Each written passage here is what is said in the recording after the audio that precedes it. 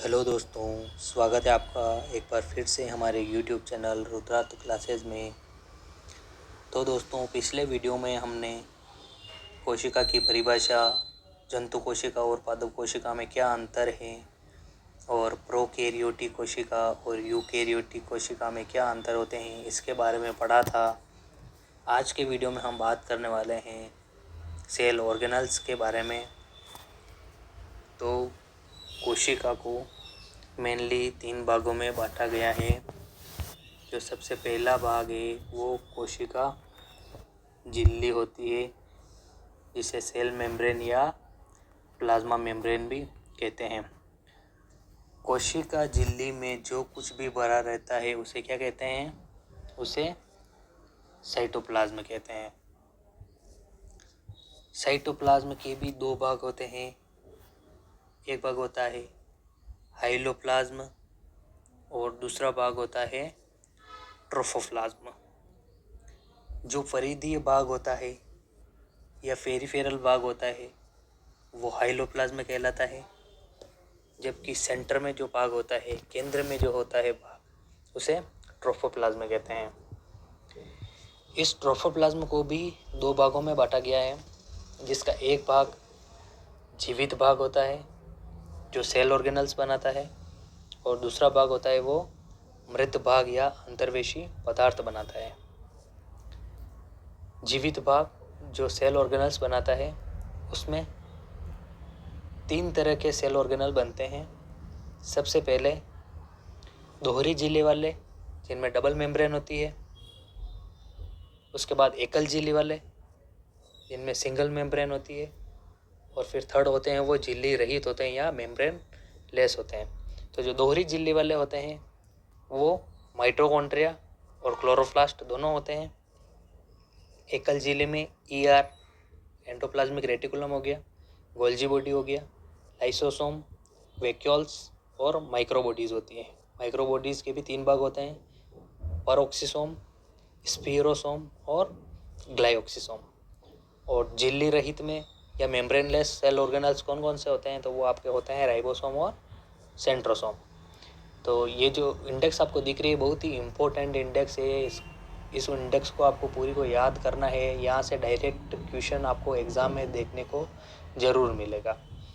उसके बाद जो मृत भाग होते हैं उसमें संग्रहित भोजन हो गया, उत्सर्ज्य पदार्थ हो गया और स्रावी पदार्थ हो गया, इनके बारे में पढ़ेंगे। उसके बाद इसका जो थर्ड भाग होता है वो केंद्रक होता है। केंद्र के भी 2 भाग होते हैं, एक केंद्रक झिल्ली, और बहुत सारी केंद्रक झिल्ली मिल जाती है तो वो किसका निर्माण करती है? कैरियोथिका का निर्माण करती है। और केंद्रक झिल्ली के अंदर जो कुछ भी भरा रहता है उसे कहते हैं केंद्रक द्रव्य या न्यूक्लियोप्लाज्म कहते हैं। इसके भी 2 भाग होते हैं, एक होता है क्रोमेटिन फाइबर और दूसरा होता है केंद्रिका। Chromatin fibre mainly DNA, RNA और हिस्टोन से बना होता है। तो अब हम एक एक को विस्तार पूर्वक पढ़ेंगे। सबसे पहले पढ़ेंगे कोशिका झिल्ली के बारे में। कोशिका को 3 भागों में बांटा था हमने, कोशिका झिल्ली, कोशिका द्रव्य और केंद्रक। तो सबसे पहला जो पार्ट है कोशिका झिल्ली, इसके बारे में पढ़ेंगे। तो जो कोशिका झिल्ली शब्द है वो शब्द प्लोव ने दिया था। कार्ल नागेली और कार्ल क्रेमर ने प्लाज्मा मेम्ब्रेन को सेल मेम्ब्रेन कहा है। अगर पूछ ले एग्जाम में कि प्लाज्मा मेम्ब्रेन को सेल मेम्ब्रेन किसने कहा है, तो किसने कहा है? कार्ल नागेली और कार्ल क्रेमर ने कहा है। जो कोशिका झिल्ली होती है वो प्रोकैरियोट्स और यूकैरियोट्स दोनों में प्रेजेंट होती है, और ये जीवित, पतली तथा चयनात्मक पारगम्य झिल्ली होती है, यानी कि सेलेक्टिवली परमिएबल मेम्ब्रेन होती है जो चुन चुन के पदार्थों को अपने अंदर आने देती है। ये बहुत इंपॉर्टेंट लाइन आपको याद रखनी है। कोशिका झिल्ली चयनात्मक पारगम्य झिल्ली है, जिसको बोलते हैं सेलेक्टिवली परमिएबल मेम्ब्रेन कहते हैं इसको। 2 तरह के शब्द होते हैं, डिफ्यूजन और ऑस्मोसिस। 2 तरह के शब्द होते हैं, डिफ्यूजन और ऑस्मोसिस। जिसे विसरण या परासरण कहते हैं। आइए समझते हैं क्या होता है ये। जब प्लाज्मा मेम्ब्रेन में से किसी अणु, परमाणु, विलेय, विलायक इनका ज़्यादा सांद्रता से कम सांद्रता की ओर गुजरना विसरण कहलाता है, जबकि प्लाज्मा मेम्ब्रेन में से विलायक, पानी हो गया आपके, के अणुओं का ज़्यादा सांद्रता से कम सांद्रता की ओर गति करना क्या कहलाता है? परासरण कहलाता है। ये चीज़ आपको समझ में आ गई होगी। देखते हैं इसको एक बार फिर से।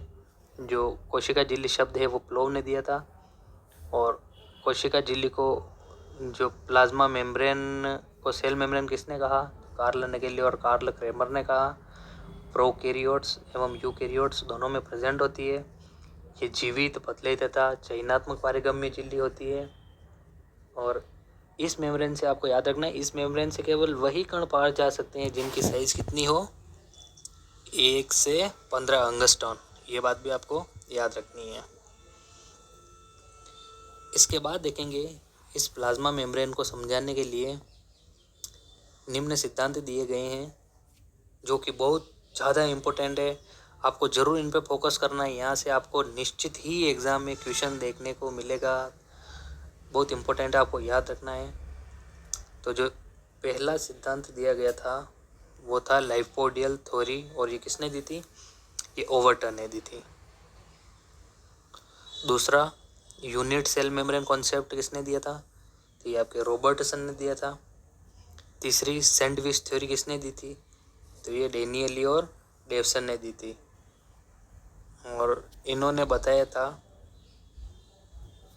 डेनियली और डेवसन ने बताया था कि जो सेल मेम्ब्रेन होती है वो ग्लाइकोप्रोटीन तथा फॉस्फोलिपिड की दोहरी परत से बनती है। तो ये चीज़ सैंडविच थ्योरी में डेनियल और डेवसन ने बताई थी कि सेल मेम्ब्रेन ग्लाइकोप्रोटीन और फॉस्फोलिपिड की दोहरी परत होती है। उसके बाद सबसे इम्पोर्टेंट चौथा सिद्धांत लिक्विड मोज़ेक मॉडल, या जिसे तरल मोज़ेक मॉडल भी कहा जाता है। तरल मोज़ेक मॉडल भी कहा जाता है। सिंगर व निकोलसन ने दिया था, 1972 में दिया था। और ये प्लाज्मा मेम्ब्रेन को समझाने वाला सर्वमान्य सिद्धांत है। इसमें इन्होंने बताया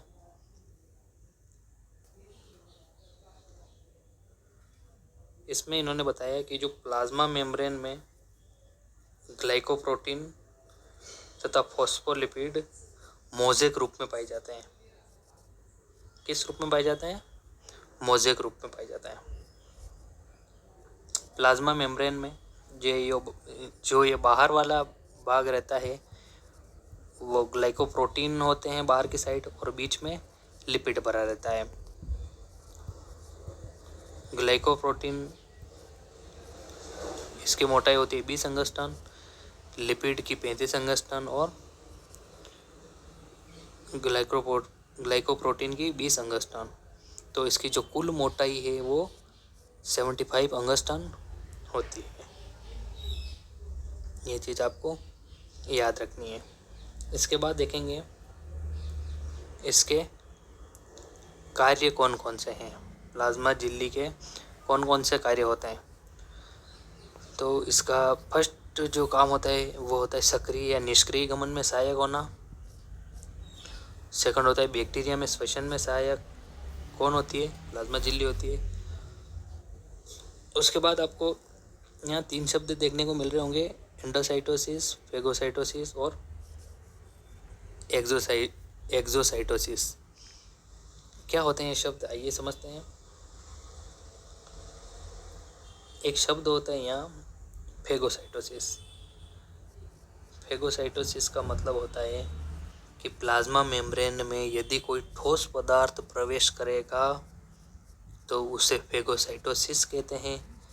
जब कोई तरल पदार्थ प्रवेश करेगा तो उसे पिन्नोसाइटोसिस कहते हैं, और फेगोसाइटोसिस और पिन्नोसाइटोसिस दोनों को कंबाइंड मिलाकर इसे एंडोसाइटोसिस कहा जाता है। जबकि प्लाज्मा मेम्ब्रेन में से पदार्थों को बाहर निकालना क्या कहलाता है? एक्सोसाइटोसिस कहलाता है। तो ये थे प्लाज्मा झिल्ली के बारे में पढ़ा था, कौन कौन से सिद्धांत इसके बारे में दिए गए थे, क्या क्या इसके कार्य होते हैं, याद रखने आपको। नेक्स्ट पढ़ेंगे साइटोप्लाज्म या कोशिका द्रव्य के बारे में। इसमें पढ़ेंगे कोशिका अंगक सेल ऑर्गेनल। सबसे पहले पढ़ेंगे दोहरी झिल्ली वाले कोशिका अंगक, उसमें भी सबसे पहला पढ़ेंगे माइटोकॉन्ड्रिया को। माइटोकॉन्ड्रिया को सूत्र कणिका या पावर हाउस ऑफ सेल या एटीपी निर्माण की फैक्ट्री या भोजन के ऑक्सीडेशन का केंद्र भी कहते हैं। और माइटोकॉन्ड्रिया को सर्वप्रथम किसने देखा? तो वो कोहलीकर ने देखा था। कोहलीकर ने देखा, और कहाँ देखा? कीटों की रेखित पेशी में माइटोकॉन्ड्रिया को सर्वप्रथम देखा था। यहाँ से पूछ ले, अगर माइटोकॉन्ड्रिया को बायोप्लास्ट किसने कहा? तो वो अल्टमान ने कहा था। जबकि माइटोकॉन्ड्रिया नाम किसने दिया? तो वो दिया था आपके सी वेंडर ने। सामान्यतः आप देखते हैं कि एक सेल में कितने माइटोकॉन्ड्रिया होते हैं? 1000 से 1500 माइटोकॉन्ड्रिया होते हैं। इसके कुछ अपवाद है, जैसे माइक्रोस्टेरियास एल्गी एंड क्लोरेला एल्गी में एक माइटोकॉन्ड्रिया ही होता है। जबकि चाओस जिसे जाइंट अमीबा भी कहते हैं, इसका एक और नाम है अमीबा पिलोमिक्सा, पेशियों में हो या अपनी मसल्स में हो तो उसे क्या कहते हैं? उसे सार्कोसोम कहते हैं। और हमारे शरीर में सर्वाधिक माइटोकॉन्ड्रिया कहाँ होते हैं? तो वो कार्डियक मसल में होते हैं। तो ये थी माइटोकॉन्ड्रिया के बारे में जानकारी। अब इसके डायग्राम को समझते हैं। मेन इसका डायग्राम मेम्ब्रेन होती है, ये इसके बाहर वाली मेम्ब्रेन है और ये इसकी इनर मेम्ब्रेन है। इनर मेम्ब्रेन और आउटर मेम्ब्रेन के बीच में जो खाली स्थान होता है उसे कहते हैं पेरी माइटोकॉन्ड्रियल स्पेस। से कहते हैं पेरी माइटोकॉन्ड्रियल स्पेस कहते हैं। जो इनर मेम्ब्रेन होती है, इस पर आपका एटीएस चलता है, इलेक्ट्रॉन ट्रांसपोर्ट सिस्टम चलता है। ये जो बीच वाला भाग आप देख रहे हैं इसे मैट्रिक्स कहते हैं। और मैट्रिक्स में टीसीए चक्र या जिसे क्रेब साइकिल कहते हैं वो चलता है। अब इस इनर मेम्ब्रेन पर कुछ फिंगर लाइक प्रोजेक्शन पाए जाते हैं, जिन्हें क्या कहते हैं? क्रिस्टी कहते हैं, जिनके ऊपर F1 कण पाए जाते हैं। कौन से कण पाए जाते हैं? F1 कण पाए जाते हैं। और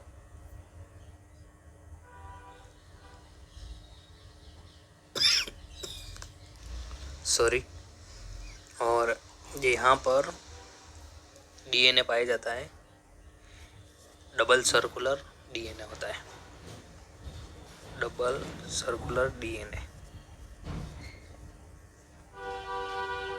अब दोस्तों पढ़ेंगे माइटोकॉन्ड्रिया के कार्य क्या क्या होते हैं। तो सबसे पहला कार्य होता है, जो भी खाद्य पदार्थ होते हैं या जो भोज्य पदार्थ होते हैं उनका ऑक्सीकरण करना। जैसे भोजन का ऑक्सीकरण होगा यदि, तो कार्बन डाइऑक्साइड और हाइड्रोजन गैस प्लस ऊर्जा निकलेगी, जिसे ऊर्जा को केमिकल एनर्जी भी कहते हैं। ऊर्जा को केमिकल एनर्जी भी कहते हैं, जो एटीपी के रूप में संश्लेषित होती है। या एटीपी को क्या कहते हैं, कोइन ऑफ एनर्जी भी कहते हैं, कोइन ऑफ एनर्जी। तो आपके जो CO2 प्लस H2O ये आपके इनऑर्गेनिक होते हैं, अकार्बनिक पदार्थ होते हैं, जबकि भोजन होता है C6H12O6 जो वो आपका कार्बनिक पदार्थ होता है।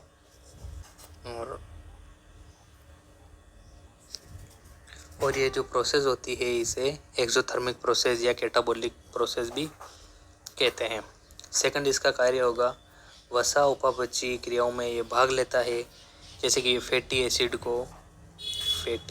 को एसिटाइल को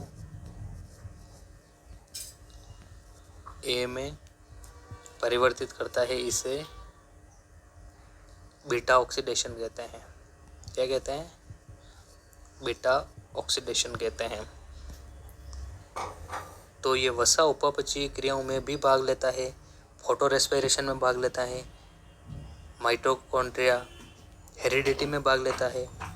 और मेनली माइटोकॉन्ड्रिया में क्या क्या होता है, तो इसमें प्रोटीन होता है 65 से 70%, फॉस्फोलिपिड 25%, DNA और RNA भी इसमें पाया जाता है। नेक्स्ट पढ़ेंगे क्लोरोप्लास्ट, या जिसे हरित लवक भी कहते हैं। हरित लवक हरे रंग के होते हैं,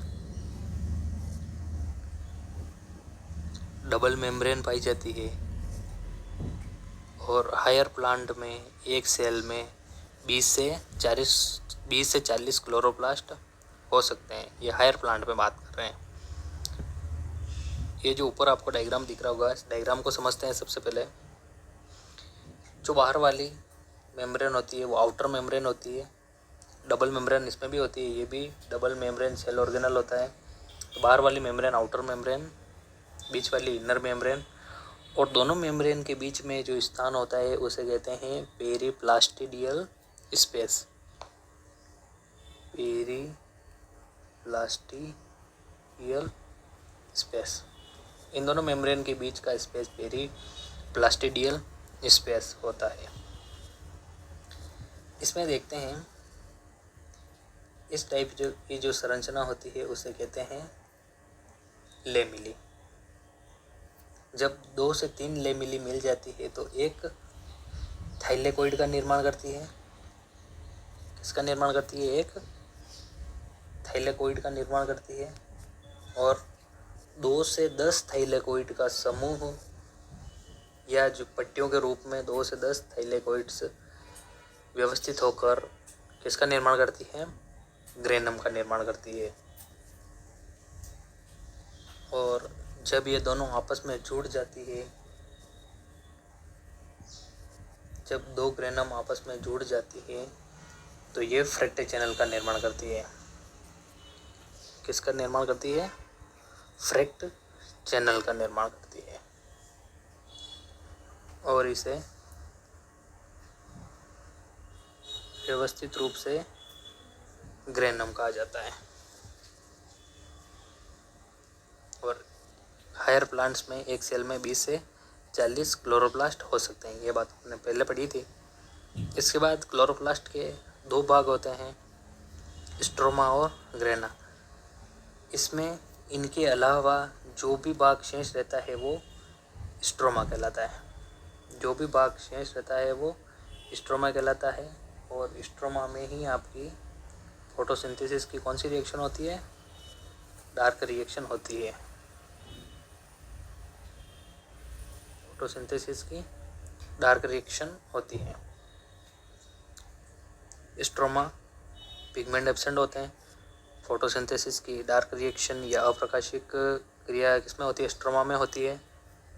grana, second part grana. Grana में प्रकाश संश्लेषी वर्णक पाए जाते हैं, जिन्हें क्या कहते हैं? क्वांटासोम कहते हैं, जो ग्रेना पर उपस्थित होते हैं। फोटोसिंथेसिस के लाइट रिएक्शन या प्रकाशिक अभिक्रिया कहाँ होती है? ग्रेना पर होती है।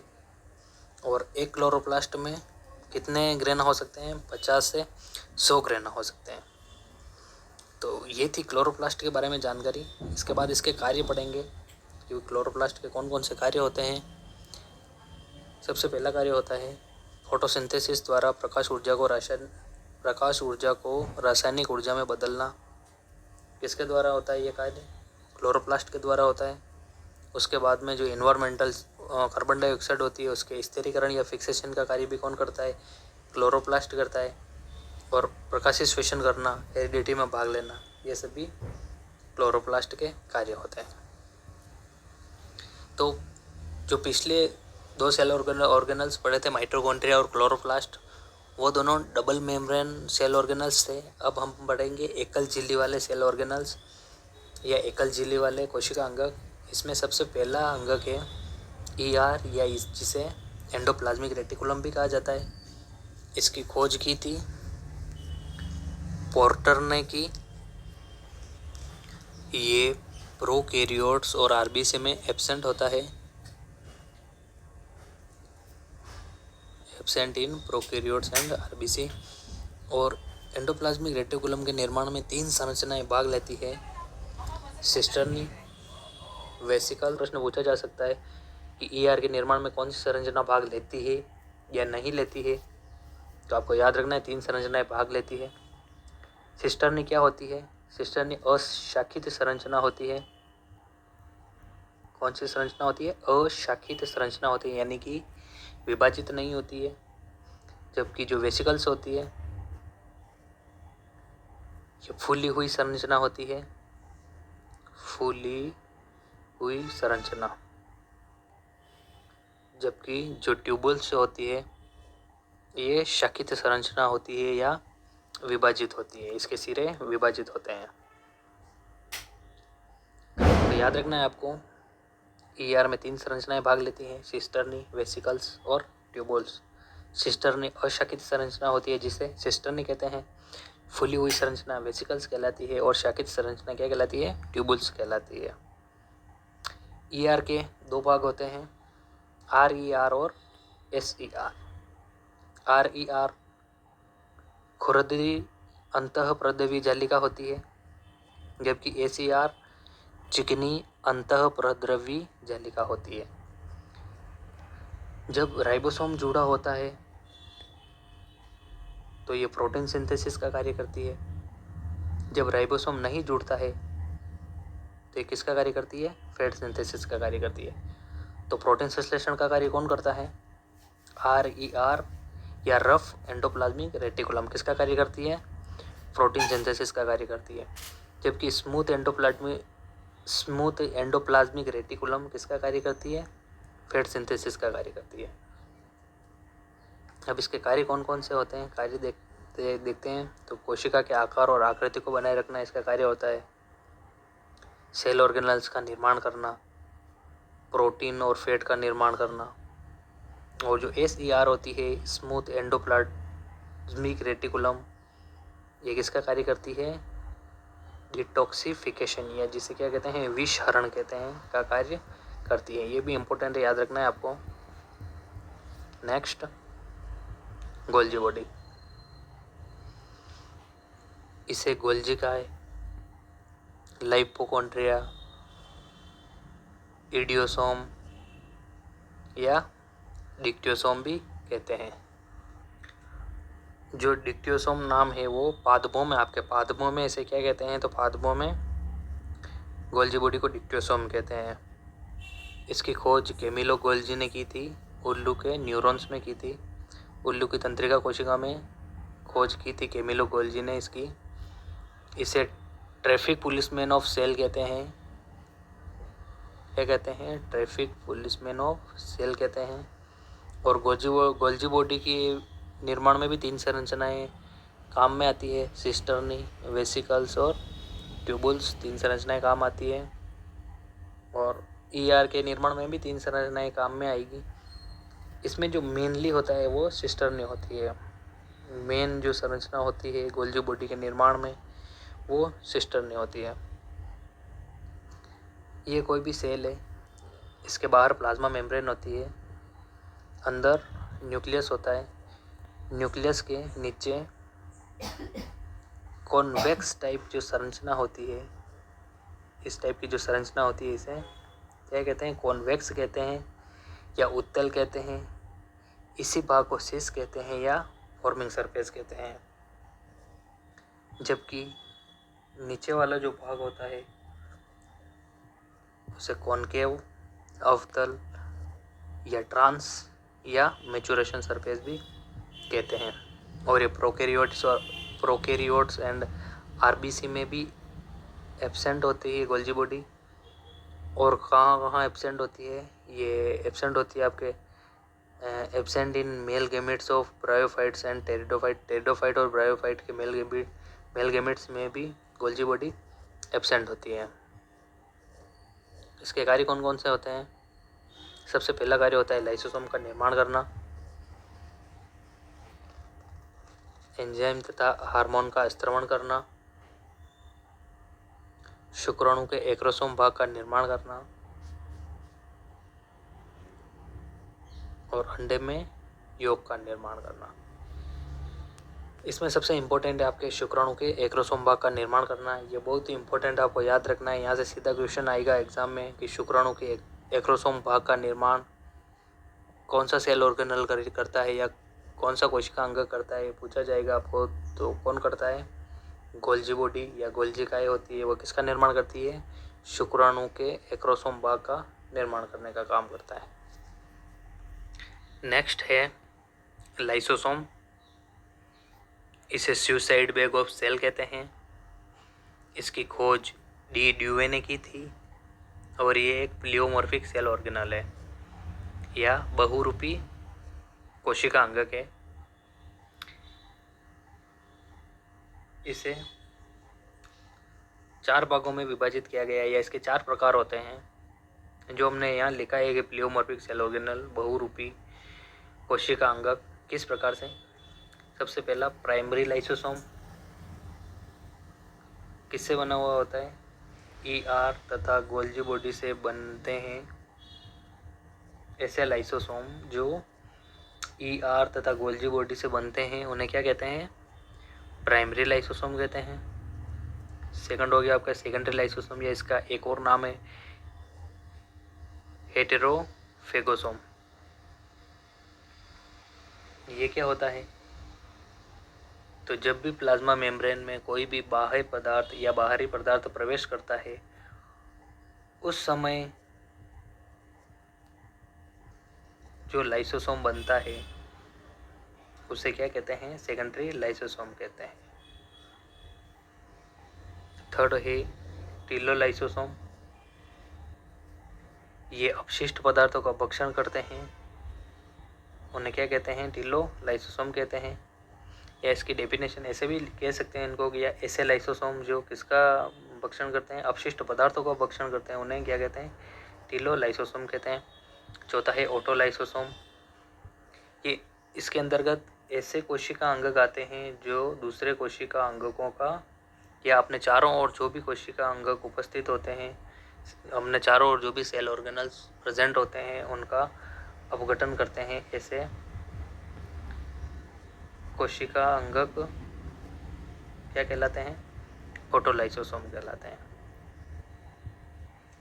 तो 4 भाग इसके पढ़े थे, प्राइमरी लाइसोसोम, सेकेंडरी लाइसोसोम, टीलोलाइसोसोम और ऑटोलाइसोसोम। एक बार फिर से रिवीजन करते हैं इसको।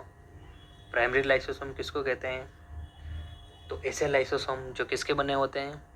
ER तथा गोल्जी बॉडी से बनते हैं, उन्हें कहते हैं प्राइमरी लाइसोसोम। सेकेंडरी लाइसोसोम किसे कहते हैं?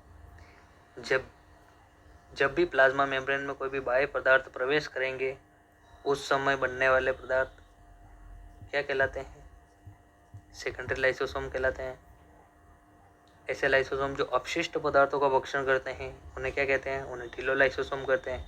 और अपने चारों ओर उपस्थित कोशिका अंगकों का जो अपघटन करते हैं उन्हें क्या कहते हैं? ऑटोलाइसोसोम कहते हैं। इसके बाद लाइसोसोम में लगभग 50 प्रकार के हाइड्रोलाइटिक एंजाइम या जिन्हें जल अपघटनीय एंजाइम भी कहते हैं, जो जल में अपघटित होते हैं, ये पाए जाते हैं। और हाइड्रोलाइटिक एंजाइम के एग्जांपल हो गए कैथेप्सिन हो गया, फॉस्फेटेज हो गया और न्यूक्लियेजेज। ये तीनों इसके एग्जाम्पल है। और 50 प्रकार के हाइड्रोलाइटिंग एंजाइम अब तक खोजे जा चुके हैं। लाइसोसोम के कार्य कौन कौन से होते हैं? सबसे पहला कार्य होता है इसका अंतःकोशिकीय पाचन करना। सेकंड होता है हानिकारक बैक्टीरिया, वायरस और अपशिष्ट पदार्थों का भक्षण करना। थर्ड कार्य होता है इसका ओसिफिकेशन के समय बनने वाले अपशिष्ट पदार्थों का भक्षण करना। ओसिफिकेशन क्या होता है? अस्थि भवन। अस्थि भवन की प्रक्रिया के दौरान जितने भी अपशिष्ट पदार्थ बनते हैं उनके भक्षण का कार्य कौन करता है? तो वो लाइसोसोम करता है। जबकि फर्टिलाइजेशन या निषेचन के समय बनने वाले अपशिष्ट पदार्थों का भक्षण भी कौन करता है? लाइसोसोम करता है। और जो सबसे मेन इंपॉर्टेंट इसका कार्य है वो है मेंढक में टेडपोल लार्वा की पूंछ को नष्ट करना। टेडपोल लार्वा किसमें होता है? मेंढक में ही होता है। इसकी पूंछ को नष्ट कौन करता है? एक कैथेप्सिन नाम का एंजाइम, जो अभी हमने लिखा हाइड्रोलाइटिंग एंजाइम कैथेप्सिन, ये इसकी पूंछ को नष्ट करने का कार्य करता है। मेंढक में पूंछ को नष्ट करने का कार्य कौन करता है? कैथेप्सिन करता है। और पूंछ ले कौन सा हार्मोन प्रेरित करता है इसको? तो थायरोक्सिन हार्मोन इसको प्रेरित करता है। और मेंढक का जो लार्वा होता है टेडपोल, उसका वयस्क मेंढक में बदलना क्या कहलाता है? तो वो आपका कहलाता है मेटामॉर्फोसिस, या जिसे कहते हैं कायांतरण। इतनी बात आपको समझ में आई होगी। नेक्स्ट पढ़ेंगे वैक्यूल के बारे में या रिक्तिका के बारे में। सर्वप्रथम इसे एफ डुचार्डिन ने देखा था। प्लांट में इसे किसने देखा? प्लांट में ल्यूवेनहॉक ने देखा था। तो एफ डुचार्डिन ने इसको किसमें देखा था? जंतुओं में देखा था। जंतुओं में सबसे पहले वैक्यूल्स को देखने वाला वैज्ञानिक था एफ डुचार्डिन, जबकि पादपों में इसे ल्यूवेनहॉक ने देखा था। प्लांट सेल में इसकी संख्या ज़्यादा होती है तथा ये सुविकसित होती है, जबकि जंतु कोशिका में ये नाममात्र की संख्या होती है और अल्प विकसित होती है। एनिमल सेल में मेरिस्टेमेटिक टिश्यू में एब्सेंट होता है। सेलेक्टिवली परमिएबल मेम्ब्रेन होती है। वैक्यूल के चारों ओर सिंगल सेल मेम्ब्रेन पाई जाती है, जिसे क्या कहते हैं? टोनोप्लास्ट कहते हैं। और रिक्तिका में जो पदार्थ भरा रहता है उसे सेल सेप कहा जाता है। एक बार फिर रिवीजन करते हैं इसका। इसे एफ डुचार्डिन ने सर्वप्रथम जंतु कोशिका में देखा था या जंतु कोशिका में खोजा था। प्लांट में इसे सर्वप्रथम किसने देखा? तो ल्यूवेनहॉक ने देखा था। वैक्यूल प्लांट सेल में संख्या में अधिक होती है तथा यह सुविकसित होती है, जब एनिमल सेल में कम विकसित होती है और संख्या में भी कम होती है। इसके बाद देखा था एनिमल सेल तथा मेरिस्टेमेटिक टिश्यू में वैक्यूल एब्सेंट होती है और वैक्यूल के चारों ओर सिंगल सेल मेम्ब्रेन पाई जाती है, जिसे क्या कहते हैं? टोनोप्लास्ट कहते हैं। और ये एक सेलेक्टिवली परमिएबल मेम्ब्रेन या चयनात्मक पारगम्य झिल्ली होती है। और रिक्तिका में भरे हुए पदार्थ को क्या कहते हैं? सेल सेप कहते हैं। कौन कौन से पदार्थ भरे रहते हैं इसमें? जैसे वाटर हो गया, आपके मिनरल्स हो गए, शुगर हो गए, विटामिन हो गए, ये सभी भरे रहते हैं। इन्हें क्या कहते हैं? संयुक्त रूप से सेल सेप कहते हैं। अब देखते हैं वैक्यूल्स के कितने प्रकार होते हैं। 4 प्रकार होते हैं वैक्यूल्स के। सबसे पहला है सेप वैक्यूल या रस रिक्तिका। इसमें किसका संग्रह होता है? अपशिष्ट पदार्थों का संग्रह। अपशिष्ट पदार्थों का संग्रह किसमें होता है? सेप वैक्यूल में होता है। जबकि भोजन का संग्रह और पाचन कौन करती है? वो आपके फूड वैक्यूल करती है। परासरणी नियमन का कार्य कौन करती है? ये आपके संकुचनशील रिक्तिका या कॉन्ट्रैक्टाइल वैक्यूल करती है। उसके बाद फोर्थ है एयर ब्लैडर। ये कुछ ही प्रोकैरियोट्स जीवों में पाई जाती है, कुछ ही प्रोकैरियोटिक जीवों में पाई जाती है। जैसे इसका एग्जांपल लिख लो, BGA ब्लू ग्रीन एल्गी। ये जो ब्लू ग्रीन एल्गी होती है ये वाटर ब्लूम दर्शाती है। अब देखेंगे इसके कार्य कौन कौन से हैं। सबसे पहला कार्य इसका परासरणीयता को बनाए रखना, जैसा कि हमने पढ़ा था कॉन्ट्रैक्टाइल वैक्यूल में ये परासरणीय नियमन का कार्य करती है। उसके बाद पोषक पदार्थों का संग्रह करना, अपशिष्ट पदार्थों का संग्रह तथा उत्सर्जन करना, ये सारे कार्य किसके होते हैं? ये रिक्तिका के होते हैं। नेक्स्ट पढ़ेंगे माइक्रोबॉडीज, या जिसे सूक्ष्मकाय भी कहते हैं। बिल्कुल सरल है, आप सीधा याद रखें इन चीज़ों को। ये छोटे कोशिकांग होते हैं जो गोलाकार होते हैं। निर्माण किससे होता है? ईआर से होता है। 3 टाइप्स के होते हैं, स्पीरोसोम, परऑक्सीसोम और ग्लाइऑक्सीसोम। स्पीरोसोम प्लांट सेल में पाए जाते हैं। ये वसा का निर्माण तथा संग्रह करते हैं। परऑक्सीसोम की खोज किसने की थी? डी ड्यूवे ने की थी, याद रखना है आपको, इम्पोर्टेंट है। इसकी क्रियाविधि किसके समान होती है? लाइसोसोम के समान होती है। और किससे संबंधित है? ये पादपों में प्रकाशीय श्वसन से संबंधित है, परऑक्सीसोम। थर्ड है ग्लाइऑक्सीसोम, ये पादपों में वसी बीज, गार्ड सेल, कच्चे फल तथा अंकुरित बीजों में अधिकता से पाए जाता है। तो ये एक एक दो पॉइंट है जो आपको ज़्यादा इंपॉर्टेंट नहीं, आपको सीधा याद रखना है इनके बारे में। नेक्स्ट पढ़ेंगे झिल्ली रहित या मेम्ब्रेनलेस सेल ऑर्गेनल, जिसमें सबसे पहला है राइबोसोम। राइबोसोम, इसे कोशिका का इंजन भी कहा जाता है या प्रोटीन निर्माण की फैक्ट्री भी कहा जाता है। और इसकी खोज पेलेडे ने की थी, इसलिए इसे पेलेड कण भी कहा जाता है। ये सबसे छोटा कोशिकांग होता है। और कौन सी प्रोटीन पाई जाती है इनमें?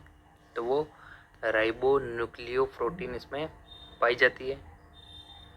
प्रोकैरियोट और यूकैरियोट दोनों में प्रेजेंट होता है। यूकैरियोट में इसका निर्माण केंद्रिका में होता है, जबकि प्रोकैरियोट में इसका निर्माण किसमें होता है? साइटोप्लाज्म में। यूकैरियोट्स में 80S प्रकार के राइबोसोम पाए जाते हैं, जिसकी 2 उप इकाइयाँ होती है, 60S और 40S। एस यहाँ पे होता है सेडिमेंटेशन, या इसे स्वेडबर्ग भी कहते हैं, जिसका सीधा मतलब होता है इसके घनत्व, इसका घनत्व। तो सेडिमेंटेशन का सीधा मतलब घनत्व से है। तो यूकैरियोट्स में 80S प्रकार के राइबोसोम पाए जाते हैं, जिसकी 2 उप इकाइयाँ होती है, 60S और 40S। और प्रोकैरियोट में 70S प्रकार के राइबोसोम पाए जाते हैं, 50S और 30S प्रकार के। माइटोकॉन्ड्रिया और क्लोरोप्लास्ट में 70S प्रकार के राइबोसोम पाए जाते हैं। माइटोकॉन्ड्रिया और क्लोरोप्लास्ट में 70S प्रकार के राइबोसोम पाए जाते हैं। इसका जो मेन कार्य होता है वो होता है प्रोटीन का निर्माण करना। किस टाइप से प्रोटीन का निर्माण करते हैं, आइए देखते हैं। डीएनए से एमआरएनए में, डीएनए से एमआरएनए का बनना क्या कहलाता है? ट्रांसक्रिप्शन, या जिसे अनुलेखन कहते हैं, ये कहलाता है। और डीएनए से एमआरएनए में बदलना या डीएनए का एमआरएनए में बदलना, ये प्रोसेस कहाँ होती है? ये न्यूक्लियस में होती है। और एमआरएनए होता है, ये एक टेम्पलेट आरएनए होता है। और एमआरएनए से फिर किसका निर्माण होता है?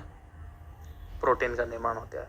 तो डीएनए से एमआरएनए का बनना ट्रांसक्रिप्शन कहलाता है या अनुलेखन कहलाता है, जबकि एमआरएनए से किसका बनना? प्रोटीन का बनना क्या कहलाता है? ट्रांसलेशन या अनुवादन कहलाता है। और ये प्रक्रिया होती है साइटोप्लाज्म में। और इस पूरी प्रोसेस को क्या कहते हैं? सेंट्रल डोग्मा कहा जाता है। डीएनए से एमआरएनए का बनना ट्रांसक्रिप्शन, और एमआरएनए से प्रोटीन का बनना क्या कहलाता है? ट्रांसलेशन कहलाता है। ठीक है, इतनी बात आपको समझ में आई होगी। नेक्स्ट पढ़ेंगे सेंट्रोसोम के बारे में, या जिसे तारक काय भी कहते हैं। इसकी खोज किसने की थी? वॉन बेंडोन ने की थी। नाम इसका टी बोवेरी ने दिया था। और ये सभी एनिमल सेल में पाए जाते हैं, एल्गी और फंजाई को छोड़कर। हायर प्लांट्स में एब्सेंट होते हैं। ये 2 कणिकाओं के रूप में होते हैं, जिन्हें सेंट्रोसोम कहते हैं। सेंट्रियोल नलिकाकार संरचनाएं होती है जिन्हें क्या कहा जाता है, सेंट्रियोल कहा जाता है।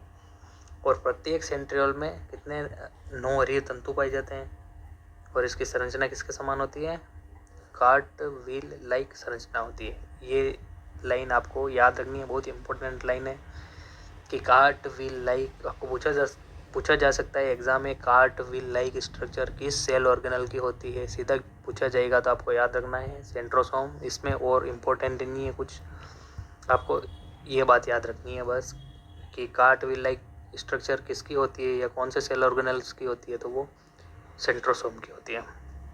इसके कार्य कौन कौन से होते हैं, तो इसका कार्य होता है सेल डिवीज़न का प्रारंभन करना, क्योंकि सेल डिवीज़न के समय ये स्पाइंडल फाइबर बनाता है, जबकि सीलिया और फ्लैजेला के निर्माण आधार कणिका का कार्य करता है ये। तो क्या कार्य करता है सेंट्रोसोम, ये सीलिया और फ्लैजेला के निर्माण में किसका कार्य करता है, आधार कणिका का कार्य करता है। क्या होते हैं सीलिया और फ्लैजेला, तो ये मुख्यतः क्या होते हैं, गतीय पदार्थों के परिवहन से संबंधित होते हैं सीलिया और फ्लैजेला। नेक्स्ट पढ़ेंगे थर्ड भाग इसका, केंद्रक। कोशिका को हमने 3 भागों में बांटा है। पहला भाग कोशिका झिल्ली या जिसे प्लाज्मा झिल्ली कहा जाता है। सेकंड, कोशिका झिल्ली के अंतर्गत जो कुछ भी भरा रहता है उसे कोशिका द्रव्य कहते हैं। और जो थर्ड भाग होता है वो केंद्रक होता है या जिसे न्यूक्लियस कहते हैं। केंद्रक की खोज किसने की, रॉबर्ट ब्राउन ने। ये सबसे बड़ा कोशिका अंगक है और वैज्ञानिक हेमरलिंग ने एसिटाबोलेरिया शैवाल पर प्रयोग करके बताया कि केंद्रक ही साइटोप्लाज्म की क्रियाओं पर नियंत्रण करता है। तो केंद्रक साइटोप्लाज्म की क्रियाओं पर नियंत्रण कौन सा सेल ऑर्गेनल करता है, तो वो आपके केंद्रक हो गया। या यूं पूछा जाए कि कोशिका पर नियंत्रण कौन करता है, तो उसका आंसर भी आपके केंद्रक हो जाएगा। और रॉबर्ट ब्राउन ने केंद्रक को सबसे पहले क्या कहा था, एरियोला कहा था। एक बार फिर से देखते हैं इसे, केंद्रक की खोज किसने की, तो रॉबर्ट ब्राउन ने की। ये सबसे बड़ा सेल ऑर्गेनल है। और वैज्ञानिक हेमरलिंग ने एसिटाबुलेरिया शैवाल पर प्रयोग करके क्या बताया कि केंद्रक ही साइटोप्लाज्म या जिसे कोशिका द्रव्य कहते हैं की क्रियाओं पर नियंत्रण करता है। और रॉबर्ट ब्राउन ने केंद्रक को सर्वप्रथम क्या कहा था, एरियोला कहा था। यदि एक सेल में एक ही केंद्रक है तो उसे मोनोकैरियोटिक सेल कहते हैं। यदि एक सेल में 2 केंद्रक है तो उसे डाइकैरियोटिक सेल कहते हैं, जिसे इसका एग्जाम्पल है पैरामीशियम। इसमें 2 केंद्रक होते हैं। कभी कभी क्या होता है 2 से ज़्यादा केंद्रक भी पाए जाते हैं, इसे कहते हैं सिनोसाइटी कहते हैं। इसका एग्जाम्पल है आपके फाइकोमाइसिटीज हो गया। और कभी कभी भित्ति रहित बहुकेंद्र की अवस्था होती है, यानी कि 2 से ज़्यादा केंद्र की अवस्था भी पाई जाती है, तो इसे क्या कहते हैं, इसे प्लाज्मोडियम या प्रोटोप्लास्ट कहा जाता है। प्लाज्मोडियम या प्रोटोप्लास्ट कहा जाता है। और इसका एग्जाम्पल है आपके स्लाइम मोल्ड या जिसे क्या कहते हैं अवपंक फफूंद भी कहा जाता है। एक नोट है यहाँ पे याद रखना है आपको, जंतुओं में बहुकेंद्र की अवस्था को क्या कहा जाता है, सिंसाइटियम कहा जाता है, जैसे रेखित पेशी। यानी कि पादपों में बहुकेंद्र की अवस्था कहलाती है प्लाज्मोडियम या प्रोटोप्लास्ट, जबकि जंतुओं में यह अवस्था क्या कहलाती है, सिंसाइटियम कहलाती है। नेक्स्ट देखेंगे, मेमल्स की परिपक्व आरबीसी तथा फ्लोएम की सिव सेल में न्यूक्लियस या केंद्रक एब्सेंट होता है। न्यूक्लियस की साइज किस पर निर्भर करती है, तो ये निर्भर करती है क्रोमोसोम की संख्या पर, नंबर ऑफ क्रोमोसोम पर, साइटोप्लाज्म की मात्रा पर तथा कोशिका की क्रियाशीलता पर निर्भर करती है। केंद्र का व्यास कितना होता है, 5 से 20 माइक्रो होता है। और वैज्ञानिक हर्टविक के अनुसार न्यूक्लियोप्लाज्म इंडेक्स, ये आपको सीधा पूछा जा सकता है, याद रखना है इसको। KI बराबर क्या होता है, VN बटा VC माइनस VN, जहाँ KI क्या होता है, कैरियोप्लाज्मिक इंडेक्स होता है, VN वॉल्यूम ऑफ न्यूक्लियस होता है, VC होता है वॉल्यूम ऑफ साइटोप्लाज्म, और ये एक और VN है, इसका मतलब ही क्या होता है, वॉल्यूम ऑफ न्यूक्लियस होता है। आपको याद रखना है न्यूक्लियोप्लाज्म इंडेक्स। केंद्रक में भी 2 तरह की संरचनाएं हैं, एक केंद्रक झिल्ली पड़ा था और दूसरा केंद्रक द्रव्य पड़ा था। बहुत सारी केंद्रक झिल्लियाँ मिलकर कैरियोथिका का निर्माण या जिसे कैरियोथिका कहते हैं।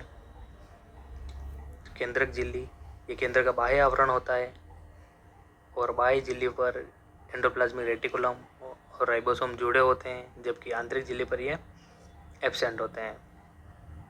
और इन केंद्रक झिल्लियों का सूक्ष्मदर्शी विवरण सर्वप्रथम किसने दिया था? तो वो दिया था आपका केलोन और टोनेलिन ने दिया था। उसके बाद केंद्रक झिल्ली में जो कुछ भी भरा रहता है उसे केंद्रक द्रव्य कहते हैं। इसमें प्रोटीन और फास्फोरस सबसे अधिक मात्रा में पाए जाते हैं और इसकी प्रकृति कैसी होती है? एसिडोफिलिक, या इसकी अम्लीय प्रवृत्ति होती है। इसके बाद देखेंगे केंद्र के कार्य कौन कौन से होते हैं। इसका पहला कार्य होता है डीएनए रेप्लिकेशन तथा ट्रांसक्रिप्शन में। उसके बाद ये आनुवांशिकी में भाग लेता है। थर्ड हो गया सेल की मेटाबॉलिक रेट का नियंत्रण करता है। तो ये जो कार्य थे ये केंद्र के कार्य थे। एक बार और रिवीजन करते हैं केंद्र का।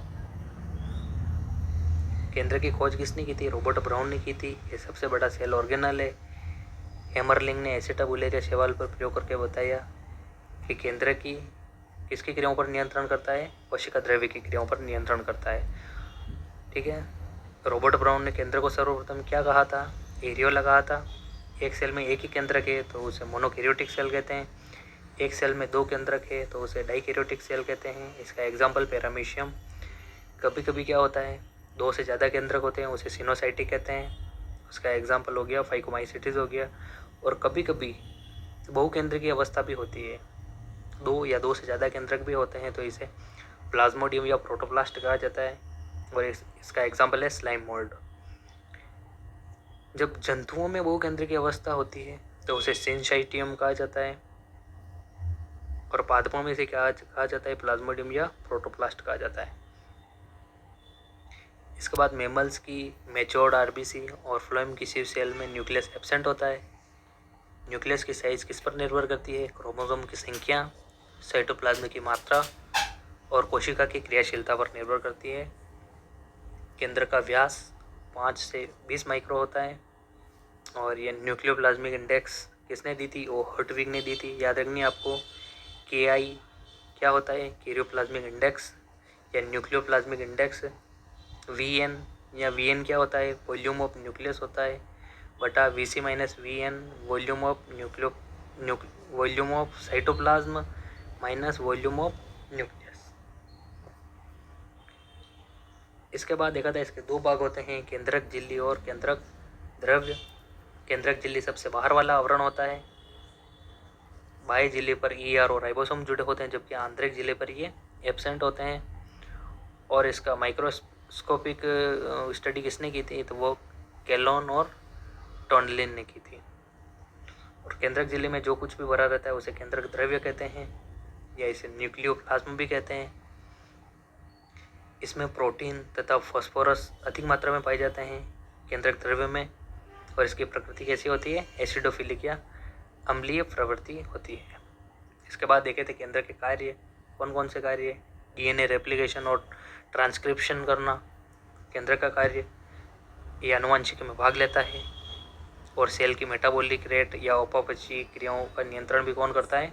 केंद्र करता है। इसके बाद थोड़ी बहुत जानकारी केंद्रिका के बारे में पढ़ेंगे, न्यूक्लियोलस के बारे में पढ़ेंगे, या जिसे सेल सेंटर भी कहा जाता है। इसकी खोज किसने की थी? फोंटाना ने की थी। नामकरण बोमन ने दिया था। ये एक मेम्ब्रेनलेस सेल ऑर्गेनल है और इसे फैक्ट्री ऑफ राइबोसोम सिंथेसिस भी कहा जाता है। क्या कहा जाता है इसे? Factory of ribosome synthesis. इसकी खोज किसने की थी? फोंटाना ने की। नामकरण बोमन ने दिया। ये एक मेम्ब्रेनलेस सेल ऑर्गेनल है और फैक्ट्री ऑफ राइबोसोम सिंथेसिस भी कहा जाता है, क्योंकि ये उन सेल में पाया जाता है जहाँ प्रोटीन निर्माण की क्रिया होती है, इसलिए इसे क्या कहा जाता है? Factory of ribosome synthesis. इसमें मेनली 4 क्षेत्र होते हैं। सबसे पहला फाइब्रस पार्ट, ये किसका निर्माण करता है? ये राइबोसोम का निर्माण करता है, राइबोसोम का निर्माण। दूसरा भाग है एमोर्फस, ये क्या बनाता है? RRNA बनाता है, RRNA। ग्रेन्युलर पार्ट, ये इसका परिधीय भाग होता है, परिधीय भाग। और जो सेंट्रल क्रोमेटिन पार्ट होता है ये केंद्र में होता है। और इसमें DNA, RNA प्लस राइबोन्यूक्लियोप्रोटीन होती है। केंद्रिका में 4 क्षेत्र होते हैं, fibrous part, amorphous part, granular part और central chromatin part. Fibrous part ribosome का निर्माण करता है, एमोर्फस RRNA बनाता है, ग्रेन्युलर पार्ट परिधीय भाग होता है और सेंट्रल क्रोमेटिन पार्ट केंद्र में होता है।